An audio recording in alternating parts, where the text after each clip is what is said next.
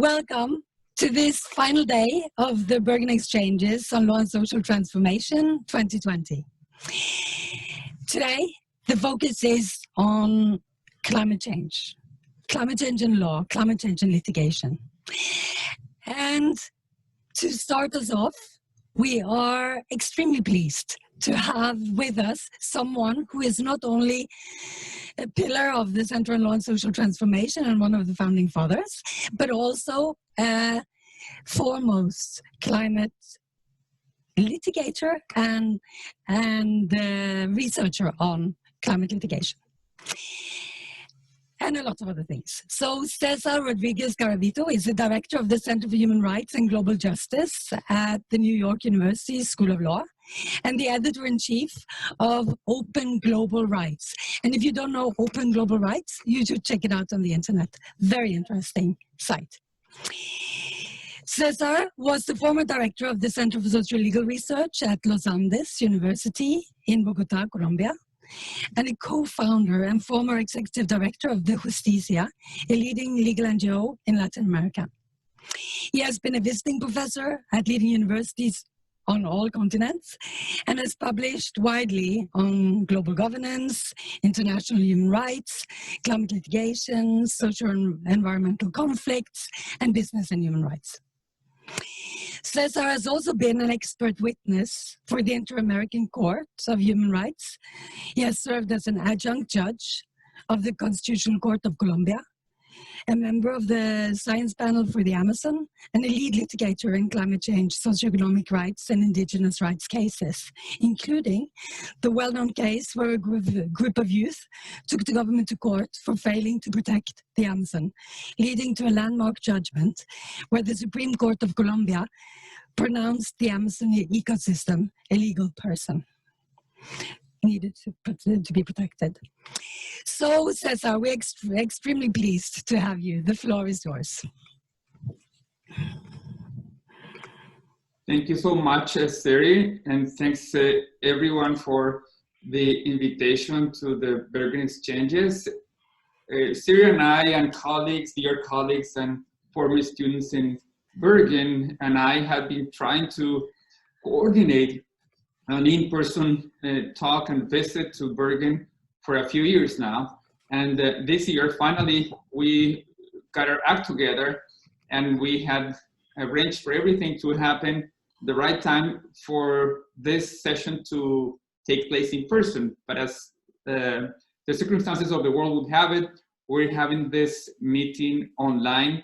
But I'm still very thankful and glad that we are able to meet today to discuss what I and many others, of course, including the youth movement, see as the most urgent short-term and medium-term and long-term existential threat to the planet and humanity, meaning global warming. So global warming used to be talked about in terms of the future. What will happen when global warming hits? But as we know from everything from the fires raging in California in the US now to the situation with extreme droughts and heat waves going on now, and now the new burning season in the Amazon starting again, and with the responsibility, of course, of the Bolsonaro government, opening up the possibility of an even worse fire season in one of the most important ecosystems of the world. All of that together, many other scientific facts and climatic trends that one could bring to the fore here has brought home the point that climate change is here with us, and the time is running out, and the question is how to respond. And my talk today is based on a study that I'm completing on a systematic overview on one of the possible responses, and this response is litigation. This is a topic that is germane to all of you who are interested in social movements, the use of law to advance the social change, and human rights issues. And this talk and this topic sits at the intersection of all those strands of practice and research. So I'm drawing on theories of global governance, on the very rich tradition of legal mobilization studies, to which Siri and Bergen and the Center on Law and Social Transformation, of course, have made such important contributions. But I'm taking, and of course, I'm drawing on human rights scholarship and practice. I split my time between academia and practice, and what I want to bring to you today is a combination of analysis and strategy. So in my talk today, will be divided into two parts. One is a summary assessment of what's happened, especially what's happened over the last 5 years when climate litigation exploded, climate litigation that uses deliberately and very explicitly human rights arguments. So that's it. That's what my study is about. Climate litigation has been around for 3 decades now. The early cases in the US date back to the early 90s, and many cases in Australia were also litigated in the 1990s and 2000s. But it is only after 2005 with the Inuit case, the case brought by the Inuit people from Alaska and to the Inter-American Commission of Human Rights, on the grounds that global warming and the irresponsibility of, in this case, the US government in continuing down the path of fossil fuel extraction and subsidies to fossil fuel, that amounted to a massive violation of human rights. So that was the pioneer, the foundational complaint was the Inuit people were accompanied by Earth Justice and CL. And back then, this was seen both by the Commission and importantly, and this is an interesting fact, by the human rights community as a relatively odd complaint. So why is it that, many people asked, why is it that we need to talk about climate change in terms of human rights? How is it that climate change, which used to be seen until recently as a natural environmental phenomenon, not a social one, not a human rights one? Why is it that it can be framed and reframed as a human rights issue? The Commission summarily dismissed the Inuit petition, and what my study covers is how it was that climate governance in the successive, mostly failed attempts at creating a global agreement after the Kyoto Protocol failed and the Copenhagen summit didn't deliver what in 2001 and 2009 what everyone was expecting, meaning a new binding treaty that would lead the way towards a sustainable future with much lower carbon emissions. How is it that over the 2010s and especially since 2015, and here of course you may recognize the importance of this year for climate action in general, because it was the year when the Paris Agreement was drafted and approved. And partly related to the Paris Agreement, but partly related to a number of other reasons, we see an explosion of litigation after 2015 that squarely uses human rights arguments.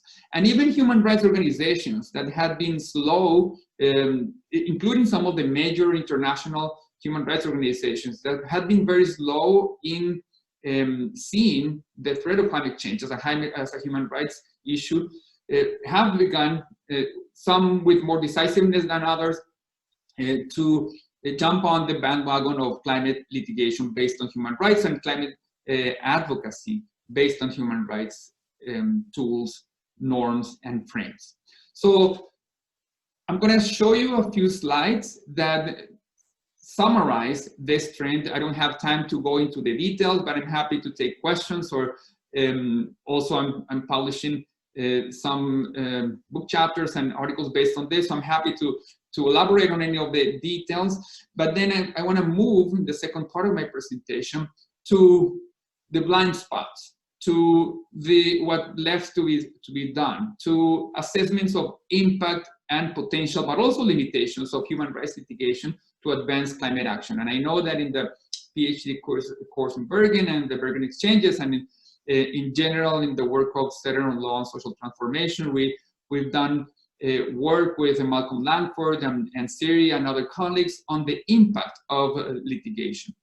So I do want to spend a few minutes on impact and strategy going forward.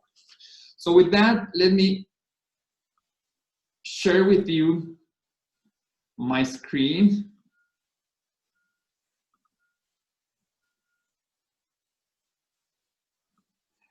And start briefly with a few slides on the numbers and give you a sense, more of an empirical sense, what this feels and looks like in practice.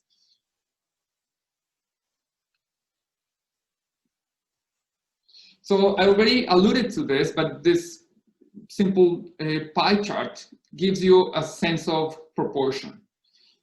Before the over 90% of cases anywhere in the world, my study is inclusive of all litigation before domestic courts, regional courts, and international quasi-judicial bodies like the UN Committee or the UN Committee on the Rights of the Child. So 90% of those cases have been filed after 2015. And interestingly, Europe has been the venue for many of these cases. There's a very well-known one that I'm going to comment on in a moment, the Urgenda case in the Netherlands, but just recently there was a new decision coming out of the Supreme Court of Ireland. There's an ongoing, very fascinating case in Norway and so on. But for now, this gives you a sense of the regional breakdown of litigation. And what I want to highlight with regards to this chart is that before 2015, most of the litigation, based on any type of argument, was on climate change, was conducted in the US and Australia. The US continues, the United States continue to be the jurisdiction where most climate cases are filed, but since the US legal system is quite impermeable both to human rights arguments and norms, and also is quite impermeable to a cosmopolitan dialogue on legal standards. Legal innovations is very inward-looking, as we know. The US, except for the remarkable Juliana case, which is still ongoing, and I'm going to comment on in a moment, has been largely absent from this trend, and it is these regions that have led the way. But this, which started back in 2015, it was kind of a marginal phenomenon. Nowadays, half of climate cases in Europe are filed on human rights grounds. So human rights is becoming the one of the dominant modes of talking, of arguing, of advocating for climate action. A few pictures here from some of the cases. In my database right now, there's we do a very detailed study of all the cases, including with interviews with litigants and also looking at the court documents and also the impact of those cases. So I won't have time to elaborate on any of those case studies, but I'll give you some kind of visual impression of what they look like. This is probably the pioneer case at the global level, Urgenda, the name of the organization that filed the case in 2013 and litigated it throughout the years in the Netherlands before the various levels of the Dutch judiciary. And just last year, December 2019, the Supreme Court of the Netherlands, the Dutch Supreme Court, upheld the lower court's judgments, and importantly, did two things. One, it recognized climate change as a human rights issue, as an existential human rights issue, and it affirmed the competence of courts to review, in the case of Urgenda, what Urgenda was asking for was for the Dutch government to ratchet up the level of ambition of carbon emissions to the level recommended by the Intergovernmental Panel on Climate Change, IPCC recommendations level. So this is interesting. Also, a little aside that I'm going to pick up on at the end of my presentation today. One of the key goals and functions of litigation right now is to align domestic action with international commitments and scientific recommendations, because as it stands, there's a big gap, a huge gap indeed, between the promises of Paris in 2015, which were not spectacular. There, of course, the voluntarily submitted goals, the national determined contributions that governments around the world committed to meeting in Paris, are nowhere near what they need to be for the planet and for humanity to avoid catastrophic climate change. But it was a start. But the promise of Paris was that slowly but surely, through international peer pressure, there would be an upward pressure for governments to increase their ambition and cut carbon emissions to the level that we know from science, from the best science, even the more conservative, kind of the more cautious science of the IPCC, need to happen for the planet to be livable for the next generations, and avoid global warming beyond 1.5 degrees Celsius, or let alone 2 degrees Celsius. So the Dutch Supreme Court mandated the government to increase its ambition to 25% carbon emission cuts by 2020. So 2020 is now, so the Dutch government had to very quickly take some pretty drastic measures, for example, phase out all coal-fired plants to meet this target. So great case of social movement litigation, great science, 7 years in the making, and an international precedent. I'll go through the rest very quickly because we don't have time again to go into details of the cases. So I'm just gonna mention the name of the case and say a word about each of them and move on to the overview. The Amazon Future Generations case is the one that Siri alluded to, the Justicia colleagues at the Justicia.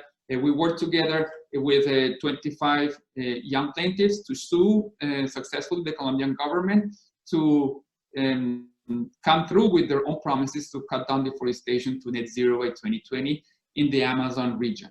The Justicia is continuing to work very actively on the implementation of this important case. This is the Amazon region, specifically Colombia.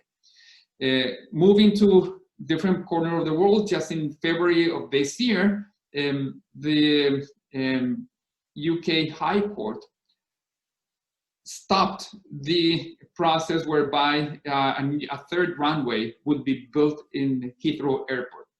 The case was argued by Plan B, great human rights, great climate change, and with human rights around this organization that had included human rights very much, had put them at the center of their filing to try to stop this third runway, which was in complete misalignment, completely ran counter the promises of the UK government to achieve net zero emissions by 2050. The court, in the end, ruled for the plaintiffs, stopped suspended the project on grounds other than human rights, but still this was a key court win that makes part of this trend. Fast forward to now, this is almost happening as we speak, as you can tell by the images here with both wearing their masks. This is the case in Ireland that was decided just last month by the Irish Supreme Court. Again, for technical reasons, in the end, the Irish court did not uphold, the outcome of the case was that what was being challenged was the climate mitigation plan of the Irish government, because again, it did not align with the international commitments that the Irish state had made in Paris and beyond. And what the court mandated was basically it quashed the climate plan and order the drafting of a new plan in line with the international legal commitments of Ireland and with the best science coming out of the IPCC. And finally, this is an ongoing case. This is less well known, probably new to many of you. This is a new case. One of the first, probably the first conversation I had, systematic conversation I had on climate litigation anywhere was in Brazil with colleagues in Sao Paulo in a meeting discussing possibilities for climate change litigation in Brazil. And it took a while for any Brazilian case or any climate change case to be filed in Brazilian courts, but we now have not one but two that were recently filed in May, June of this year against the inaction. This is unconstitutionality by omission, and in the case of Bolsonaro, President Bolsonaro, it's not hard to find many omissions with regards to the Amazon. So basically what these cases are demanding is that the Supreme Court, and here to the left is Supreme Court Justice Barroso. He's the one presiding over the cases, and an upcoming public hearing in September on one of those cases. And this, of course, happens alongside a new season of fire in the Amazon region. So these cases dramatically highlight the stakes and also the possibility that courts might do something helpful to try to nudge governments into action or push them or shove them into action. And importantly, in this case, it had some connection. It has some connection with Scandinavia, because some of these funds, basically what Bolsonaro is doing is sitting on money that was donated by by some European governments for environmental protection in the Amazon. And as we know, not only has he not used those funds for good purposes, but he has actively promoted the destruction of the Amazon forest. So this is what's at stake in this particular case. So zooming out from these cases, and again, there's more than 50 now. What's important here very quickly is many of these cases are ongoing, right? So because they're recent and they're highly, many of them are highly visible. They entail huge issues of public policy, governments push back, and so it's multi-year litigation. Urgenda case took 7 years, for instance, and so many of them are on appeal or pending. But in terms of denials or favorable or unfavorable rulings, it's pretty even, and there is a trend, and courts very explicitly, and this is important, courts very explicitly, as the climate emergency gets more serious, courts have shown a greater disposition to step in and to do that, and to do so by asking governments, in the case of Europe, to increase their climate action by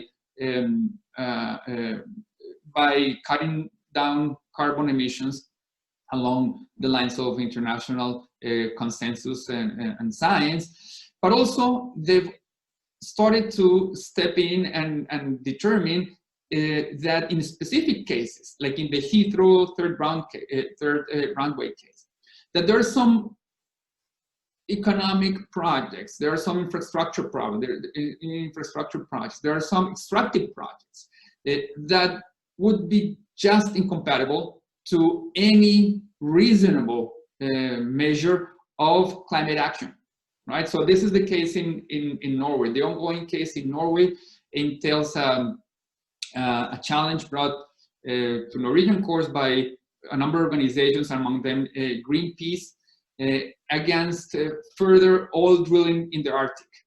And the question there for the courts is, well, can Norway, in this case, uphold constitutional and human rights while also drilling for more oil in the Arctic? And this case is complex in many ways, and one of the ways in which it's complex is the fact that, of course, the emissions burnt that result from the burning of that oil are produced elsewhere. So Norway, just like Australia with the case in the case of coal, they're not burning and those fossil fuels themselves. So those emissions don't get counted as carbon emissions coming out of those countries.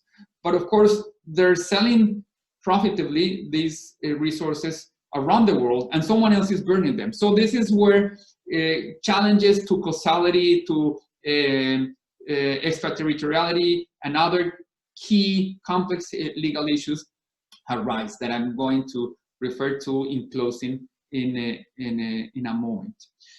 Moving forward quickly, I want to elaborate this point much because I do want to move on to the sticky points. So what's in terms of legal doctrine and in terms of socio-legal action, what's in the end, what progress have we seen and what challenges remain?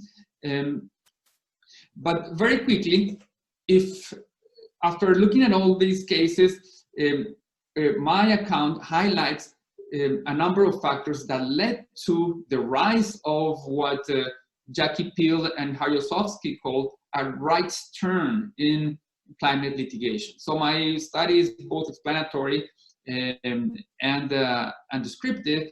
And the short version of that explanation is that it was the convergence of the Paris Agreement, which incorporated for the first time some language, some weak language in the preamble, but still some language about human rights as human rights violations as key impacts of global warming, and the fact that some pioneer organizations had been litigating some cases since 2005, like Our Children's Trust in the US, or Urgenda in the Netherlands, or Ciel and Earth Justice in the case of the Inuit petition. And importantly, around the same time, scientists and journalists also made this turn towards talking about climate change in terms of its human impacts. So it was no longer seen just as an issue in putting in danger polar bears, but equally putting in danger communities around the world and individuals around the world. So from the victims of floods in Bangladesh, to the victims of extreme heat waves in the Middle East, to the victims of fires in the Amazon. And then, importantly, because this is ecosystemic logic, the law tends to think law and legal doctrine continues to be very much organized along modern grids of understanding. So law has a hard time to deal with ecosystemic phenomena, right? So one of the problems that we have, as you'll see in a moment, is that it's very hard to pin down the responsibility, say, of a coal-producing or an oil-producing country for emissions burnt elsewhere, produced elsewhere, when those fossil fuels are burnt, or to hold the Amazonian countries responsible for the damage that they're doing to the whole world by chopping down the forest or allowing the chopping down of the forest. Because in the end, and at the beginning, the planet doesn't distinguish among jurisdictions. These are global phenomena, planetary phenomena, and sadly, the pandemic is reminding us that it's the climate change is not the only natural phenomena or the only phenomena associated with interaction between human beings and the rest of the species that may give rise to dramatic, massive violations of human rights. So all of these factors at the media, political, narrative levels led to the convergence of global governance and human rights in ways that have led to this trend of climate litigation over the past 6 years or so. I'll skip all this and move to emergent norms and challenges in closing. So what have we learned?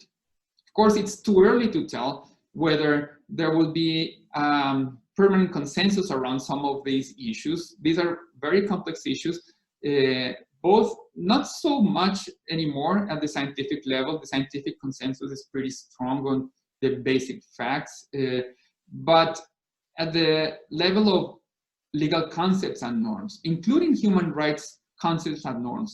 There are some that stand in the way of meaningful jurisprudence and meaningful policy squarely based on human rights grounds. So, but there's been progress. So one key line of progress has been the gradual recognition that the right to a healthy environment includes the right to a livable climate system. So even courts that have ruled for governments, like the High Court in the Netherlands, have uttered some language to the effect that, say, in the case of the Netherlands, the constitutional provision, in the case of Norway, then even the constitutional provision, the article that protects the right to a healthy environment, could be understood, could be construed as entailing government duties with regards to the maintenance of a livable climate system for future generations and for the current generations. In some other cases, in some other places, the courts have been unequivocal in saying this. So, for example, in the case, in an important advisory opinion by the Inter-American Court of Human Rights in 2017, the court said just as much. It said there is an independent, there is an autonomous right to a healthy environment according to the Inter-American Human Rights legal framework, and that includes a right to a livable climate system.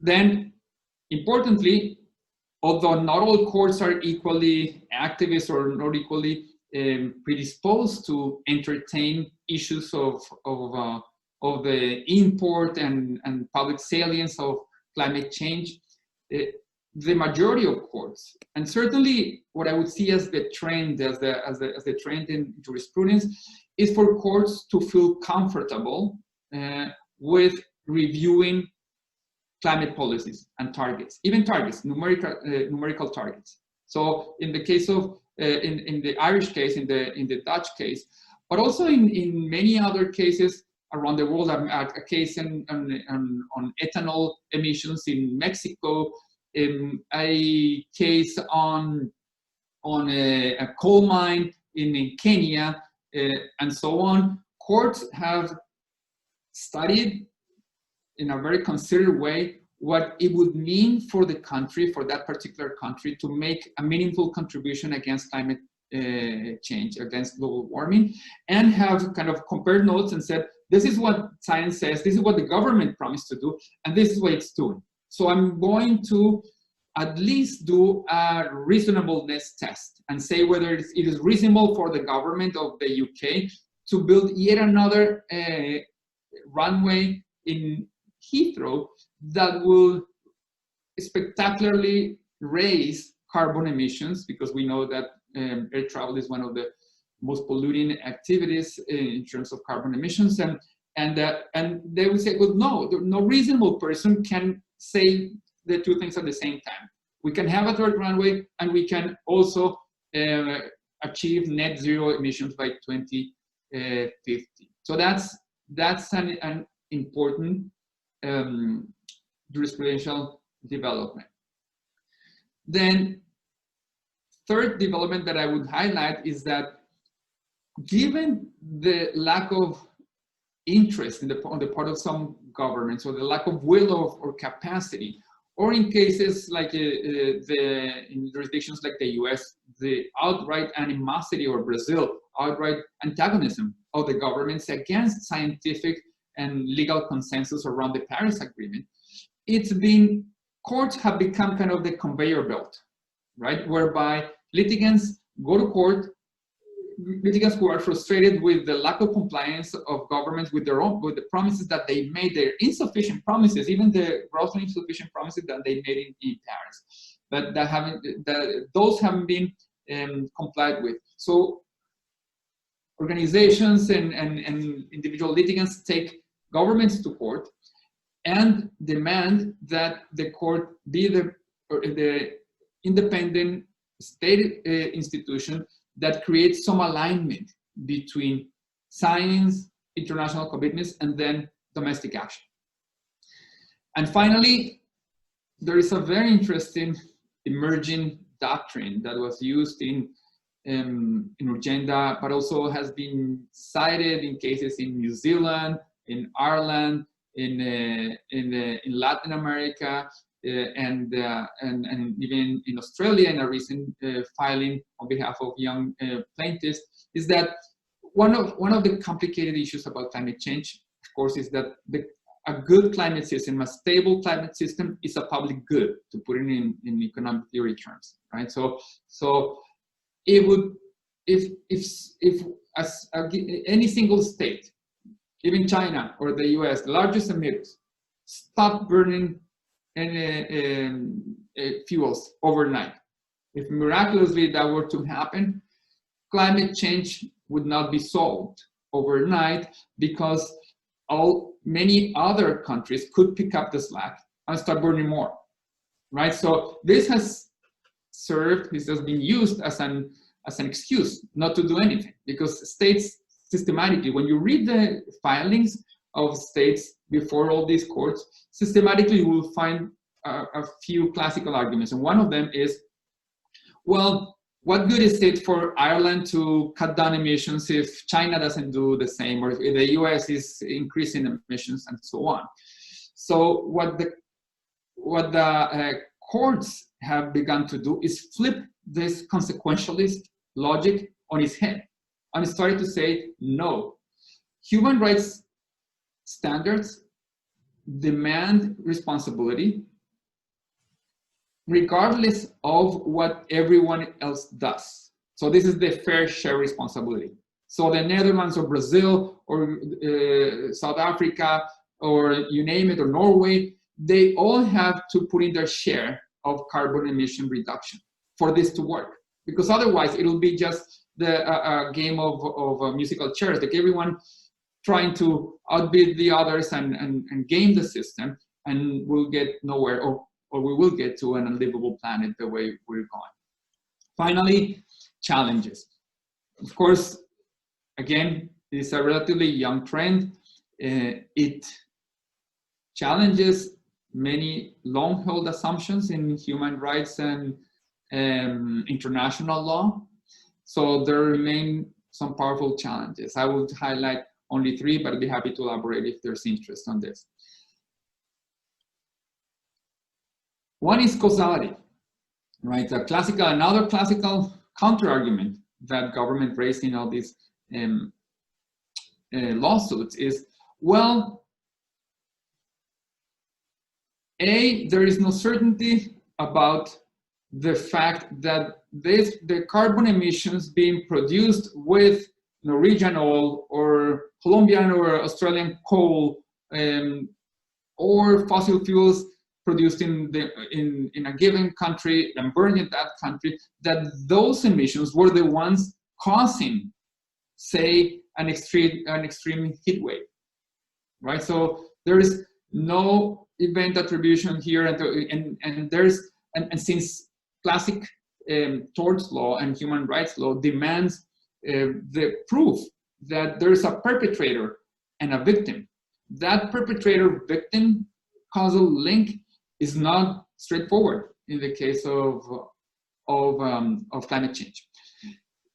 A fascinating case, one of the few cases being litigated against corporations, is the submission to the Human Rights Commission of the Philippines, which, by the way, if you're interested in corporate accountability and business and human rights, the report from the commission is coming up later this month. Probably the commission has announced that after 5 years of inquiries into the responsibility of the 19 carbon majors, meaning the 19 corporations that have dug out most oil through history, or in the fossil fuels through history, that they will determine to what extent those corporations, which of course are mostly, if not all, non-Filipino, have what level of responsibility they have for catastrophic climate change that's affecting the Philippines and making tornadoes more vicious, and of course raising sea levels to very, very scary heights. So there needs to be, and this is an invitation for those of you who are doing research or litigation along these lines, or thinking of doing research on litigation along these lines, for human rights to be up to this challenge, it needs to revise, expand, tweak some of the long-held assumptions that it has worked with. Some scholars have called for a forward-looking approach to human rights based on the work of political philosopher Iris Young. So Catherine Sicking, for instance, has recently published a book on human rights responsibilities and forward-looking approaches to human rights. And the idea here is that unless we can figure out a different way to think about causality and realize that the causality of climate change is decentralized, that it doesn't stop at any national border, that we won't be able to deal with it at the scale and with the speed that's necessary. Similarly, I already alluded to this a little bit, temporality. One of the tricky things about climate change is that the worst effects will be felt in the future, right? As bad as the situation is, and again, I started by saying that climate change is here with us, it's not a future phenomenon, but this is nothing compared with what's in store if not enough is done. So the fact that future generations, for instance, will be the ones that will, or very young people will be the ones suffering the worst effect of climate change, calls into question, for example, the inattention of human rights to the rights of future generations. And finally, injury. Maybe perhaps the most important practical challenge for human rights litigants has been to show standing, right? To determine how it is that their plaintiffs are particularly affected by climate change in ways that make them entitled to come before the court and ask for relief. So determining injury is also a sticking point. The most successful cases have used science and have convincingly argued that, say, the impacts of deforestation in the Amazon are felt throughout the region and not just in the Amazon region, for instance, or that the effects of carbon emissions in Europe are felt around the world, but this is still a key challenge. I'll end there and see if we have any time for engagement. Thank you very much, Cesar. Actually, we don't have time for questions now because but the good thing is that this is an excellent introduction to the next panel as well, because we're continuing on the same discussions. But I have one comment from the chat that I will end with, which is because it bridges also to the next session. By the way, thanks a lot. This was super stimulating. People were just sitting so concentrated there. I wish you could have seen people in the room. And the comment that I wanted to end with is from Ted Osterwal, and he says, go back to the discussions yesterday on intersectionality, and I'd like some thoughts on the fact that some bodies are more affected than others when it comes to climate change. For instance, women, poor people, and women of the global south, and so on. And also that when it comes to, for instance, climate litigation, also the litigators, not only the judges, but also the litigators, the actors are predominantly, the experts are predominantly male, middle class, highly educated. So how does this affect the power balances that we're up against? And what about indigenous people? Are there alliances? Are they allowed to have agency and voice in relation to climate litigation? Sorry, Ted, this was a little bit of a quick summary of what you were saying, but that's my interpretation. And by the way, happy birthday to Ted, because it's his birthday today. He's following us from Sweden. I want to say thank you to all of you who followed this session. It was excellent. Thank you so much to Cesar for giving us all your insights.